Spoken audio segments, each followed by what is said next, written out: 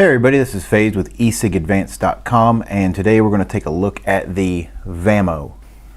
This is a variable voltage and variable wattage device. It also has the old style tuning with pulse width modulation using V average and the corrected using VRMS. Why they didn't just take the V average out, I don't know, but you can choose. So if you like the old way of doing it where it's a little hotter than what you set it at, by all means you can set it that way, or if you like accuracy you can set it to RMS and vape it what the numbers tell you. It's a pretty big device. It's very heavy. This is the black chrome. Seems to be pretty well built, good threading, 510 native connection with a deep well. You can use some ego things with it, Kangers I couldn't get to fit. This is the newer version. This has the metal buttons, and then it also has a little insulator ring, basically so you can use a flat top battery without shorting it. Alright, first off, let's take a look at the device itself. You have three different battery configurations. You can use a single 18650, you can use dual 18350s, or you can use a single 18350. This does have a modular body. You have three buttons. You have left and a right, and then you have this fire button. We're going to show you basically the battery configurations now. Take the back cap off. You get really good threading here. I haven't no-loxed it or anything, and it is pretty smooth. Insert an 18650, put the cap on, and get three little flashes there. Now when you do change the battery, it does start in the off position, so 5 clicks and it turns on. Now in variable wattage mode, it remembers where you had it set. So I had it set to 9 watts, it's still 9 watts. And you know, again, to turn it off, 5 clicks, and it'll turn off. You got a good, nice bright screen here. The buttons are nice and responsive and clicky. Battery fits well, you know, threads are nice. It does have a native 510 connection. You have a nice deep well. You can fit some ego things in there that are as long as they're thin, like Kangers I can't get to fit in there, but smaller things will fit. And then, you know, it's got one small vent hole here on the back. Alright, moving on. Putting it in dual 18350 mode. Put one in, then the other. Cap still fits nice and flush. Again, once you've turned it off, you'll have to 5 clicks to turn it back on. And again, in wattage mode, it remembers where you had it set. Voltage mode, it does not. Okay, one last thing. Say you want to go more of a stealth mode. That comes off. And you can use it in single 18350 mode. Turn it on. And again, it works. Let's talk about some of the functions. Checking your resistance, press and hold the right button. You get your resistance. Press and hold the left button, you get your battery life remaining. Press and hold both buttons, and you switch to voltage mode.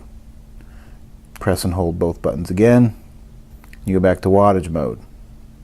So when you go reset back to watts, it does reset to 3 watts. It won't remember what you had it set on, but if you take the battery out and you're in wattage mode, it will remember. To change the wattage, you can go up in 0.5 increments from 3 to 15, and it does round robin. So we'll switch back to volts. Starts off at 3 volts, goes up in 0.1 increments, and it goes from 3 to 6, and it does round robin. So if you want to do that. Now it comes, or at least mine came, in VRMS mode. Now if you want to switch it, if you press and hold the left button for longer, you get the voltage of the battery, keep holding it, and you're now in NO1. What that means, I don't know, but that is your V average mode. Press and hold the right button, you'll see your ohms. In about 10 seconds, you'll switch to NO2, and that is VRMS mode, which is more accurate. So that's the functionality of this. It's pretty straightforward. Didn't come with any manual, had to figure this kind of stuff out, but you know, that's why we make videos, so you don't have to sit there and fiddle with it. Let's talk about the numbers. Basically, when you're using an 18650 mode, it is reasonably accurate within 0.1, 0.2 volts in voltage mode and 0.1, 0.2 watts in wattage mode, up to a point. In 18650 mode, you can get up to about 11 and a half watts. Then you reach the ability of the device to get any more out of the battery. Now I'm using a battery with a 10C rating. In theory, you should be able to get more than what it gives you, but it's boosting it to about 6 volts. When you get up to about 11 watts, you get equivalent DC voltage, and it's just giving you all it's going to give you. And you're going to get about 11.2 watts out of it, and that's about as much as you're going to get. When you go to 18350 dual mode, it stays in a, you have a higher peak to peak, so you have a smaller duty cycle, and you can actually use the full range of the device. So if you like to vape, between 11 and a half to 15 watts, you're going to have to use stacked batteries to get the most out of this device. Otherwise, it's just going to be limited. If you like to vape at 11 watts or less, then you'll be fine with an 18650 or a single 18350. So you just need to keep that in mind, that it's more efficient in dual 18350 mode. Now, I know a lot of people have a problem with stacked batteries. Okay, I personally don't. It's got redundant features built in for safety. It's got reverse battery, it's got short circuit protection, it's got all these different protections in it. And if you're using good IMR batteries, there's still a possibility it can vent, but the risks are limited based on the safety inherent in the device. But for those of you who are interested, if you watch my full review, you'll see all the charts with comparison of average versus RMS, fresh versus dead. That's the other thing I want to talk about. As the battery dies, especially with 18350 or 18650, either one of those, a single where it's boosting it and then doing the pulse width modulation, it does change the duty cycle. If you set it at 8 watts, it's going to keep it around 8 watts until it just can't do it anymore. However, once the battery gets drained around 3.4, 3.5, the range of effective watt or volt range drops. So whereas on a fresh battery you could get 11 watts out of it, on a dead battery you might be able to get 9, maybe 8. It just can't push any more than that on a drained battery. So keep that in mind as well. All right, we have the Vamo attached to a test box with a 2.2 ohm cardo in a tank attached to it. You'll see that the ohm checker is a little off. It's about 0.1, reads about 0.1 high. So keep in mind your watts aren't going to be exactly where you set it, because the resistance isn't reading quite correctly. So that's going to affect it a little bit. I've got it set to 9 watts, and on the screen I've got it frozen here. You can see that it's putting out 4.52 volts VRMS. The frequency is 33.3 hertz.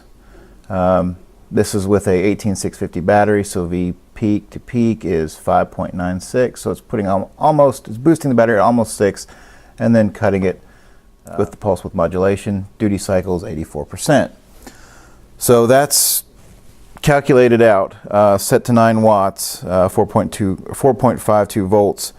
At the given resistance that it sees of 2.3, it's giving me 8.88 watts. Now if I switch the resistance to what it actually is, for 2.2 ohms, it's actually giving me 9.3 watts, so it's a little high. So if it actually read it correctly, it would be a little bit more accurate.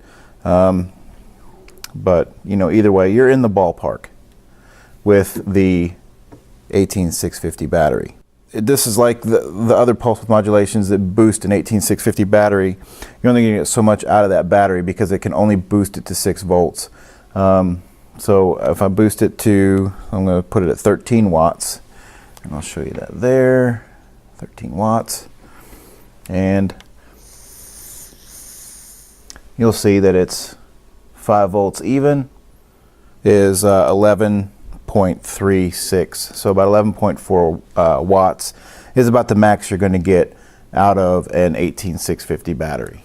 This is why, if you're using a single battery, whether it's an 18650 or an 18350, you're only going to get so much. You're not going to get the full range out of it if you like you know, to vape around 15 watts. You're not going to get there with a 18650 or 18350 boosted. So let's now take a look at it with the stacked batteries, the two 18350 batteries, and I'll show you the difference. Okay, this is two 18350 stacked. I had to adjust my voltage scale because you're boosting batteries, so you're going to get a higher peak to peak, which is 7.92 in this case, so almost 8 volts. You're going to see the VRMS at 9 watts is 4.48.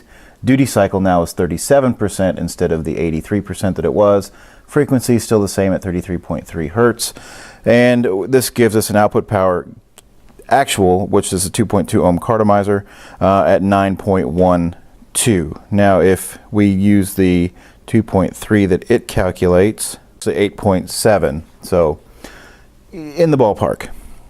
Now, what I want to show you is if we go back up to, we'll go to 13 because that's what we did before.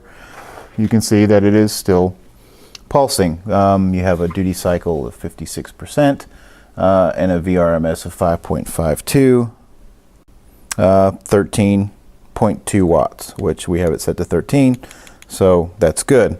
Now I'm going to set it to 15 watts, 5.92 volts. Duty cycle is now 65%. So let me do the quick math here, and that's 15.2 watts. So if you're wanting the most accurate output in the upper wattage ranges from 11 up to 15, you're going to have to stack batteries. The 18650 just can't push that much. So anyway, I just wanted to show you guys that the device will do it. You just have to set up your battery configuration accordingly. So if you want to vape at 15 watts, you're going to have to use stacked batteries. If you want to vape at 8 watts, you can use either. So my overall impressions of the device. I like variable wattage. If I want to vape this cartomizer, it's a 2.2 ohm Bogue. I set it to 9 watts. I'm getting about 8.7. And it's good. Now let's say I want to change flavors, and the only other tank that I have loaded at the moment is an 801 Fusion. It is a 2.8 ohm, and I don't have to change anything other than my carto in a tank. Still at 9 watts. I like variable wattage. Is this a Darwin? Is this the Kick? Is this a DNA mod? No, it's not. It is reasonably accurate. It is not accurate. However, it was $50. It's not 250 or 265 or whatever the Darwin is, if you could even get one. It basically costs the same amount as buying just a Kick, which you then have to purchase another mod to put in if you don't already have one. Battery life, 18650, I can go most of a day at my vape pace. Dual 18350s, again, I can go most of a day at my vape pace. Single 18350, I can go about 5 hours. So keep in mind, battery life is good. With the Kick, not so much. Darwin, obviously, the battery life is excellent, but then again, if you can even get one, you're going to pay a premium for it. So, variable wattage for the people. Is it perfect? No. Is it good? I think so. I've actually enjoyed using and testing this one. It's accurate enough, especially once you understand its limitations, and the price can't be beat. And overall, I recommend this. Especially if you want to try variable wattage on the cheap. So, all right. Again, this is Faze with ecigadvanced.com. Be sure to check out our forum at ecigadvanced.com/forums and our Vape for Free store, where you can earn points and get free stuff, including this Vamo. All right. Thanks, guys. See you next time.